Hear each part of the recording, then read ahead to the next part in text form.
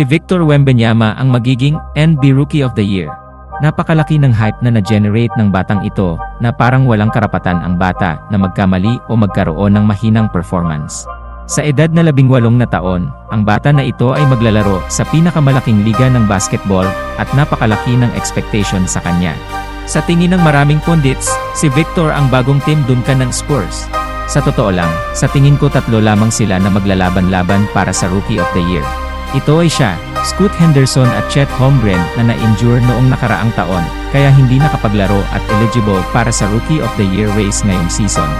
Si Victor ay ang may pinakamalaking tsansa na manalo dahil sa komposisyon ng Spurs. Kayang-kaya niya mag-put up ng napakalaking mga numero. Sa OKC, mahirap dahil medyo established na si Shai Alexander, at sa Portland ay nandoon pa rin si Damian Lillard, kaya naman sa tingin ko,